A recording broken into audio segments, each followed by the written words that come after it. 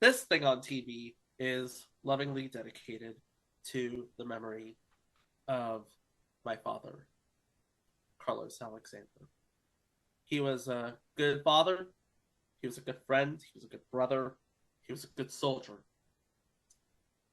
And his light will touch everyone whose lives was touched.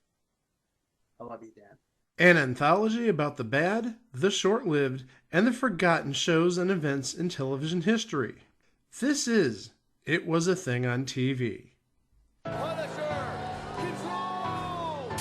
Hurry before I change my mind! I give you Super Train.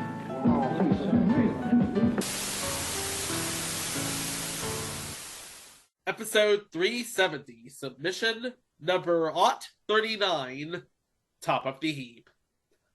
Top of the Heap aired on Fox from April 7th to May 19th, 1991 for 6 episodes. Wait, did you say May 19th? I did say May 19th. Okay, good. Kane's not around. 6 episodes. 7 if you want to include the pilot, which we'll talk about in a little bit. 9 less episodes than the Hudson Brother Razzle Dazzle show. Not the Hudson Brothers Razzle Dazzle Hour, Chico, and Uncle Croc's Block. I make one mistake and he hangs me for life. And this is the second Married with Children related episode of this podcast.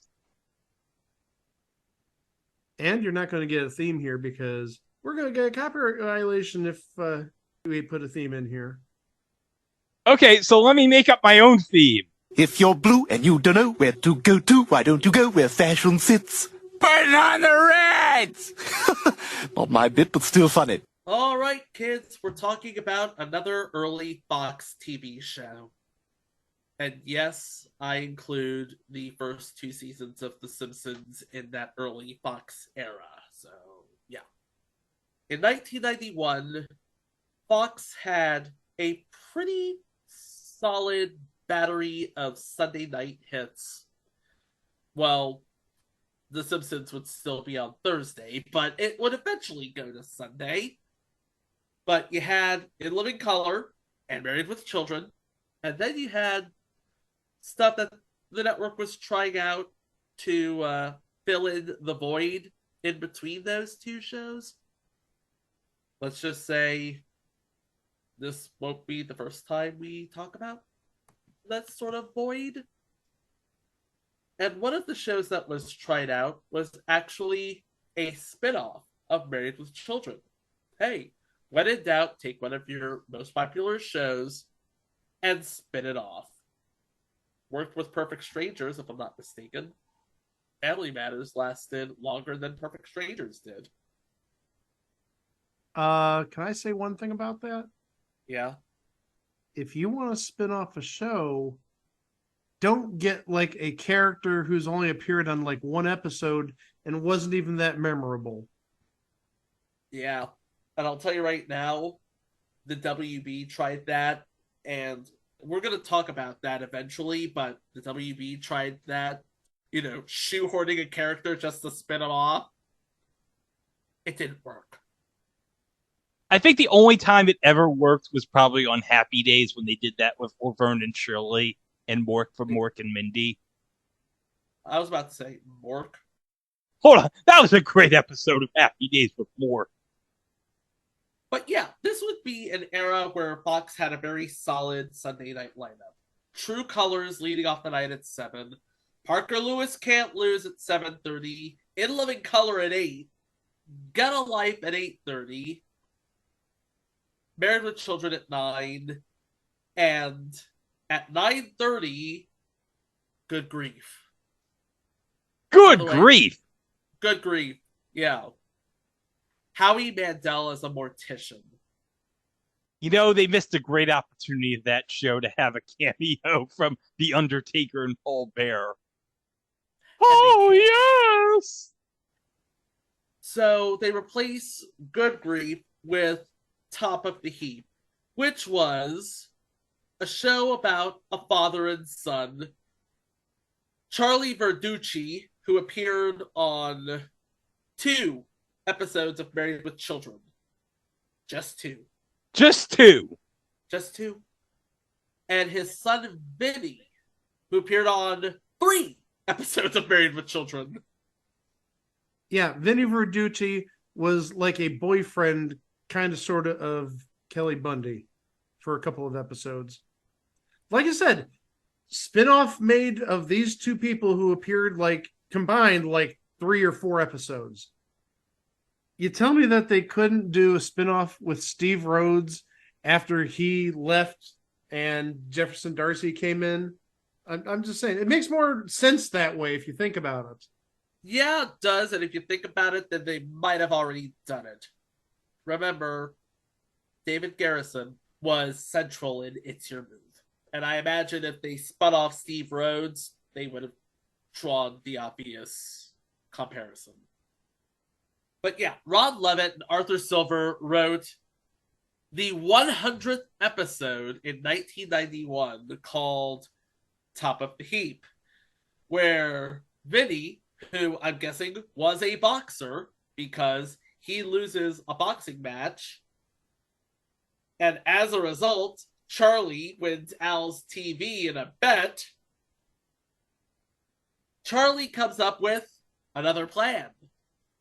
He wants to get Vinny to marry a rich woman so they can live a life of luxury. What? So what do? They crash a party. At the end of the day, this episode was not notable for much of anything except for being written for the express purpose of spinning off this show and spinning off that premise. So we meet these 2 characters just to spin them off in their own lives. And their own lives are basically Charlie's master plan for Vinny to marry into a wealthy family, trying to get into high society any which way but loose. Aside from their slum apartment, we also meet Vinny's cat, Mr. Fluffy. Mr. Fluffy. Mr. Fluffy. A good name for a cat. It's no Banoodles, but it's a good name for a cat. We also meet a girl from the neighborhood who has a crush on Vinny named Mona Mullins. And it's your classic unrequited love story. She loves him, he can't stand her. And rounding out the cast of regulars is the head of a country club that Vinny and Charlie try to get into so they can escape this Chicago slum. Alexandra Stone. Just so happens that, again, Charlie loves Alexandra. Alexandra can't stand Charlie. Closest they get to high society is Vinny getting a job at that country club, which I guess isn't terrible if you think about it. So let's go into the cast here. Playing Charlie Verducci, Joseph Bologna. Joseph Bologna! Joseph Bologna! Hey, it's Joseph Bologna! Yeah, he was in Blame It on Rio, Transylvania 65000, 1 season of Rags to Riches. Hey! If Eddie Mecca's ghost is listening, I'm sorry. And playing his son, Vinny Verducci, not the first time that this name's going to come up on this podcast. Matt LeBlanc. Wait, the guy from episodes? No, the guy from Top Gear. Oh, yeah. American Top Gear. Yeah. No, he was on the British Top Gear, too. Oh, yeah, after everybody left. Yeah. Matt LeBlanc is known for episodes and Top Gear and nothing else. How you doing? How you doing? We're kidding. He was also one of the 6 friends. I think, hold on a second. Let me think about this. So we've covered a show with Matthew Perry. Yes. We've covered a show with Jennifer Aniston. Yes. We covered a show with Courtney Cox. Yes. Now we've covered a show with Matt LeBlanc. Yes. So all we're missing is Lisa Kudrow, David Schwimmer, and we have all 6. That's right. This is like our own version of the Infinity Stones. Right. I'm doing research to see if we're going to talk about either of those two in the next year or so, if there's any shows that are on the list. Thank you, Mike. Playing the object of Vinny's revulsion? Mona Mullins, Joey Lauren Adams. You ever seen Chasing Amy? Oh, yes, I have seen Chasing Amy. She was nominated for the Golden Globe for that movie. Yeah. She plays a lesbian who switches teams in order to get with Ben Affleck. That alone is worth a Golden Globe. You have to be a versatile actress to handle that. And then you have Mr. Fluffy the Cat as himself.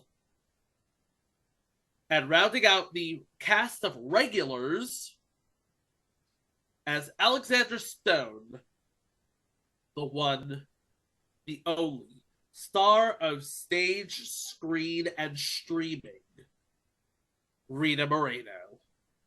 What else needs to be said? Did everything from The Electric Company to West Side Story. Where on earth is Carmen Sandiego? One Day at a Time on Netflix. She's a freaking EGOT, people. She's a freaking EGOT. Yeah. Would you like to know how we're going to get the entire Infinity Stone gauntlet of friends? Yes, I do. There's a road here. It's not an easy road, but there's a road here. Okay, this is going to be like an Endgame where they had to find the Infinity Stones to go back in time, and they had to figure this all out for like days. No, it's figured out. There's no, we need to do this for days. I found the easiest possible path, the path of least resistance. Okay? Okay. All right.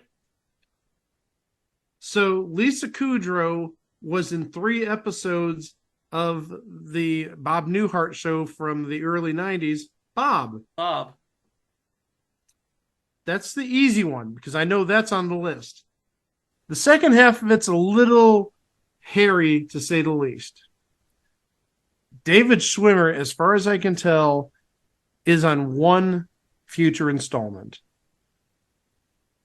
He played a patient, and even an uncredited patient at that, in an episode, and I don't know if we're going to do it just because I don't think we can give justice to this show. Police Squad. No, I think we can do it. Okay, there you go. We've got our Infinity Gauntlet stones. We have the whole collection of 6 at some point. When will we finish off our Infinity Gauntlet? Who knows? Stay tuned. So those were the cast of regulars.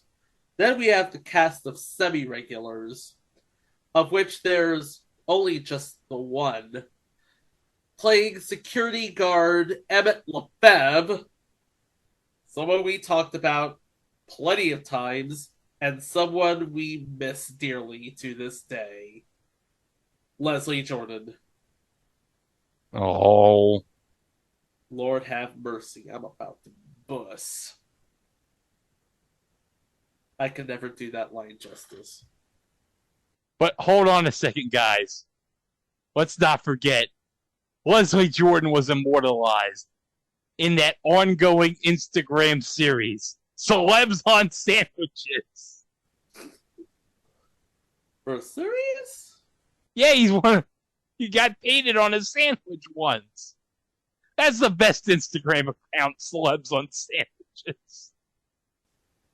I gotta give Greg credit. He's right there. He got me hooked, and I'm following that account too.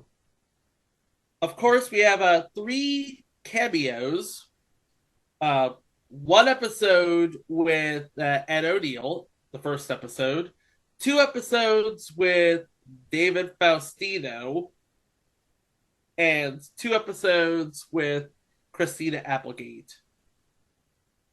Katie Seagal, understandably, too good for this show. Hey, that's the second week in a row we've mentioned David Faustino. He was the kid on I Had Three Wives. He was the kid on I Had Three Wives. Victor Garber had 3 wives. He doesn't have 3 wives. He had 3 wives. That's what I mean. He had 3 wives. And a kid. Are we forgetting about the kid? We just mentioned the kid. But the thing is, he was not currently married to the 3 wives. He had 3 ex-wives. It's funny. But it wasn't. Except where it was. It was funny. All right. So, what kind of antics would Charlie and Vinny do to get to the top of the heap? Let's find out, shall we? We start with the pilot, as we always do. In the inner city slums of Chicago, Charlie Verducci is the superintendent of a rundown apartment building who lives with his dumb 20-year-old son Vinny and their white Persian cat, Mr. Fluffy. Vinny is recovering from a boxing match that he lost the previous night. This was the episode of Married with Children, by the way. While fending off come-ons from their 16-year-old neighbor girl, Mona Mullins, who has a crush on him. After visiting Charlie's lifelong childhood friend, Al Bundy, apparently we were today years old when we all learned this, at his shoe store, who bet and lost his TV set on Vinny's boxing fight, Charlie comes up with a Verducci master plan. He and Vinny secretly crash a formal high society party, hoping to find a woman so that Vinny will court and marry a rich debutante while Charlie himself fends off the advances from a rather large woman. A Verducci master plan. Is it like the Daleks master plan? God, I hope. Is it going to be like for 12 episodes, and like 9 of the episodes are never going to be found, but 2 of them are somehow found in a Mormon church basement? You know what? Anything's possible. We have a name in this episode, aside from Al Bundy, obviously. Playing Kathleen Morgan, the lady with an eye on Charlie Verducci, Diana Bellamy. Known for Critters 2, Air Force One, Outbreak, Malice, and, oh jeez, as Principal Cecilia Hall on Popular. Popular. Yeah. One of the shows that made the WB what it was. And even better. Oh, this is a great connection. Now, first off, Diana Bellamy is the heavy-set lady that tries going after Charlie Verducci at this soiree, if you will. Yep. All right, okay. This gets better. Follow the lead here. You know, on Married with Children, what was the one thing that really annoyed Al at the shoe store? Big women. Big women, big feet, stuff like that. This is absolutely glorious. Watch how this connects. She wasn't just in the pilot for Top of the Heap, this backdoor pilot. She was also in the pilot for Married with Children. She was literally the first woman who was the victim of a fat joke from Al Bundy. Number 1. And believe it or not, in the final season, all of like the hefty women held a trial against Al in an episode called Crimes Against Obesity. And they showed footage from the pilot back in 1987 where Al said stuff about her. I don't know if I want to say the stuff, but I can say it if you want me to. You know what? I think we're good. No, I'm going to say it anyhow. So Diana Bellamy's kid says to Al Bundy, as her and the mom, Diana Bellamy, are finishing their shopping, the kid says, "I want a balloon." And Al Bundy says, "You've already got one." That's terrible. That's terrible. It's typical Al Bundy, though. Chuck, do you have a comment? That's terrible. I was expecting the other Chuck. Nope. And sadly, no longer with us. She died in 2001. She was also in 53 episodes of Superhuman Samurai Cyber Squad as Lunch Lady Miss Starkey. We do have one more guest of note in this episode playing Mrs. Mullins. Somebody we've talked about plenty. Don't know if she's going to get in the hall, but she's starting to make a case for it. Candy Azara. When we talk about Catch Me If You Can, talk about Easy Money. Oh, no, hold on a second. No. Let's bring it back to terms that we at the podcast might know her from. Right. Like O'Hara. Like the G-Man's favorite, the new Love American Style one episode. No, time out. No, you know who the G-Man's favorite is. Babes. Oh, I think the G-Man didn't like Babes. He did very much like Babes. I guarantee you that. But hold on. Let's clarify. The G-Man likes the old Love American Style. He didn't like the new Love American Style until we had that truce that the new Love American Style is just all right. Whatever. But also, we talked about her on E/R, and we talked about her on 10 Speed and Brown Shoe, and we talked about her on an episode of Turnabout, second straight episode with the Turnabout reference. Go back to 10 Speed and Brown Shoe. Go back to Turnabout if you really need to be depressed for some reason. And we've talked about her because she was on 6 episodes of Soap, first season. Again, making a slight case at the hall right now. Just a bit of a case, yeah. That was the episode of Married with Children. That was the backdoor pilot. By the way, that episode aired April 7th, 1991. The next week, we have The Agony and the Agony. Vinny gets a job working at a country club as an assistant to the manager, and Charlie gets the hots for her. Hilarity ensues. By the way, Vinny, he reluctantly takes the job because he wants to get the apartment building's broken furnace fixed. He's a good son. You're a good son. Mom, you raised a great son, huh? Because Greg's seen the Super Mario Brothers movie, obviously. We have a name on this episode. Playing Mrs. Epstein, Mary Pat Gleason. Sadly, no longer with us. She died in 2020, but was in 4 episodes of something called Instant Mom. What the hell is Instant Mom? I gotta look this up. While you look this up, I'm going to continue with the IMDb page. Oh, it's a Nickelodeon show with Tia Mallory. Nice. 3 seasons. I don't want to say this, but she played a character who is only credited as heavy-ish woman in Bruce Almighty. Now I have to wonder if she was on an episode of Married with Children. Sadly, no.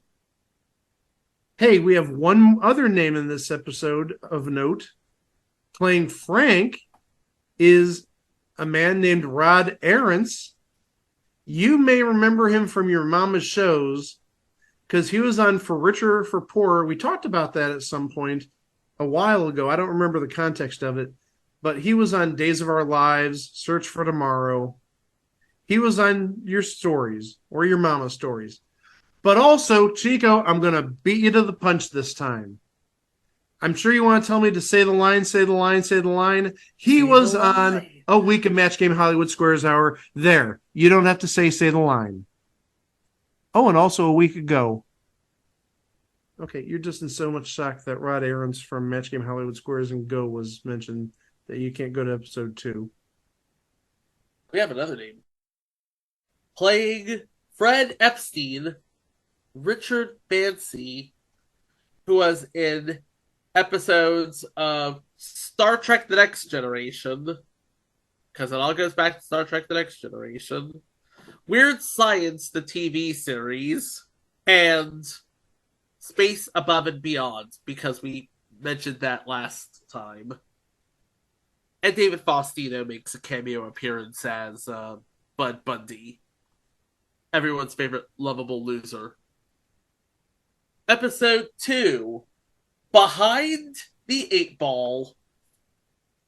Charlie overhears that a guy he is hustling at pool is a godfather. Not the I'll take care of you when your parents die godfather. The Mario Puzo kind of godfather. You mean the type that runs a good takeout business in Philadelphia? Yes, sir. So Charlie tries to hustle that country club member, only to learn that he's a gangster, maybe. Meanwhile, Vinny entertains the man's niece, Ramona. Playing Ramona. Oh god. Y'all. We might have the name of the year here. A young Canadian actress by the name of Pamela Anderson. Who's that? I don't know, some Canadian actress. She was on Home Improvement. And Oh, okay. she's known for Home Improvement and nothing else. Don't go watching no bays looking for her. The prospective Dawn, played by Seth Jaffe, who was known for St. Elmo's Fire as the brother-in-law, and 3 episodes of Jag as a Colonel Warren, if you're a fan of Jag. And in this episode, we do have an appearance of Christina Applegate as Kelly Bundy, but I'm going to add one more name, even though this person doesn't have much of a career. Playing Arnie in this episode is Gabriel Bologna, Joseph Bologna's son. Nice. You're a good boy, Gabriel. You're a good boy. Episode 3, Stocks and Bondages. Yes, Mike, that is the correct response. When Vinny overhears a stock tip, Charlie sees dollar signs and hits up a loan shark. Meanwhile, Alex demands Vinny fire 2 of the 3 waitresses he hired. Only 2?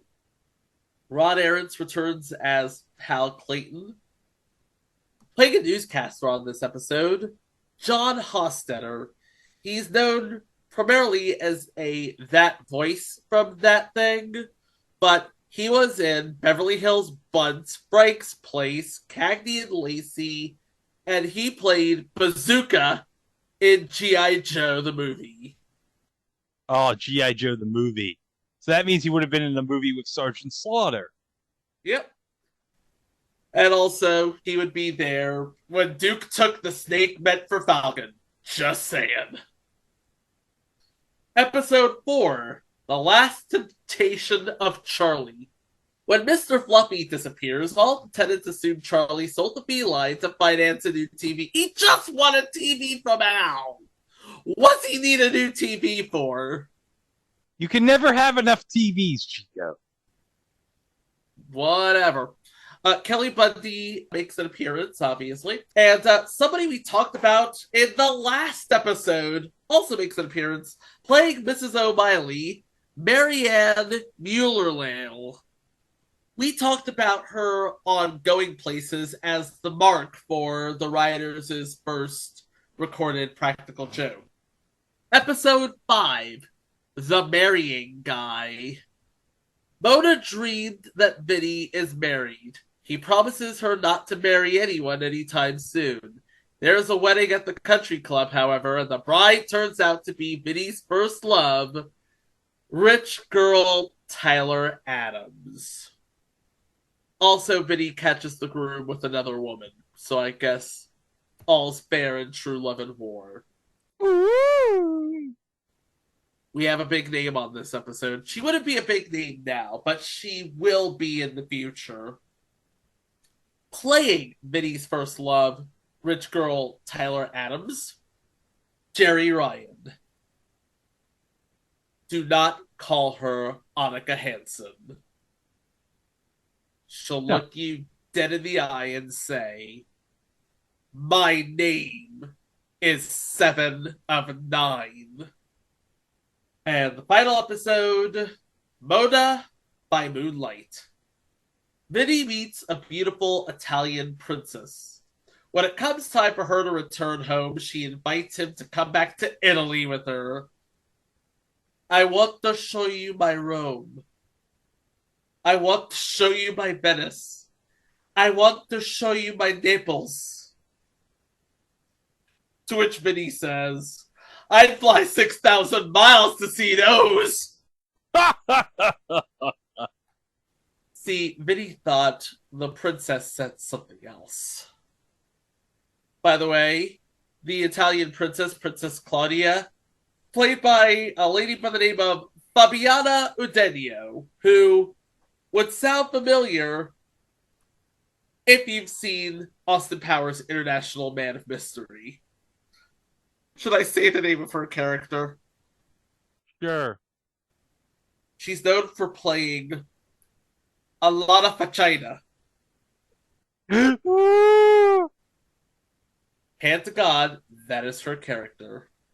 She's also a recurring character on Jane the Virgin, so yeah, she's been busy. Also playing Candy, Christina Nigra, who was on Out of This World as Maureen Flanagan's bestie.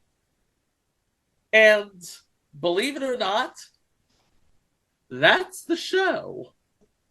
The question must be asked, what the hell happens to this show? Aside from, duh. If you've ever seen that backdoor pilot we talked about, it's just not funny. It's not funny, but also, and I've mentioned this in the past with early Fox sitcoms, they forced the humor by using a laugh track. And there was a lot of laugh track in this show that, made stuff that wasn't funny. They wanted to make it funny. It just was not good. They also used a lot of TNA, like the Mothership show, Married with Children. You're kidding, with people like Pam Anderson? No. I know, shocking, right? But yeah, I'm looking at the schedule. Married with Children is the highest rated show on Sunday night. So if you want Top of the Heap to succeed, you would put the show on after Married with Children. They did, and it still bled viewers. I know, shocking, isn't it? It was as forgettable as it is terrible. Because nobody had anything to say about this show. It started from the bottom and it just kept going lower and lower and lower and lower. Want to talk about a show with no bottom? There's a show with no bottom. So it's kind of funny. Top of the heap? Well, there was no bottom of the heap. I think we have a case of a show that overshot its shot, much like Charlie and Vinny overshot their shot. But hey, don't cry for the careers of Joseph Bologna, Leslie Jordan, Matt LeBlanc, or Rena Moreno, or Joey Lauren Adams for that matter. They're doing fine. Or did fine. I can't for the life of me say the same about Mr. Fluffy. I don't know what happened to that cat after this show. Given it's 32 years ago at this point, I would say Mr. Fluffy is in the big litter box in the sky. But hey, if you want to see this show, believe it or not, you can. Crackle has 5 of the episodes. Not the backdoor pilot, but 5 of the 6 regular episodes. And it should be added, the one episode that's not there is the final episode. Certainly, the show that replaced Top of the Heap can't be that bad, right? What is Stand By Your Man? A Tammy Wynette song? Well, I guess we're going to have to put a big old to be continued on this episode because Top of the Heap started from the bottom and went south from there until it just became a thing on TV. And interestingly enough, a thing on TV whose story is not quite finished yet. That's another thing for another day. In the meantime, you can catch all the other things we have, all 369 of them, nice, over on itwasathingontv.com or wherever fine podcasts can be streamed. Do not forget to follow us on all social media. We are at It Was a Thing on TV, except for Facebook, because billionaires. We are at It Was a Thing on TV podcast. And if you are listening on YouTube, do not forget to like, share, subscribe to our channel, hit the notification bell. I know it's all little steps for you, but it means a big deal to us. So you can stay up to date on future entries like what we have for over the weekend. We've done Hulk commercials. We've done Ric Flair commercials. Who's the next superstar athlete to get a commercial treatment on this show, I wonder? I don't know. I'd have to be a fool to think of that. He's Shaq the Fool. He's Shaq the Fool. He's Shaq the Fool. What?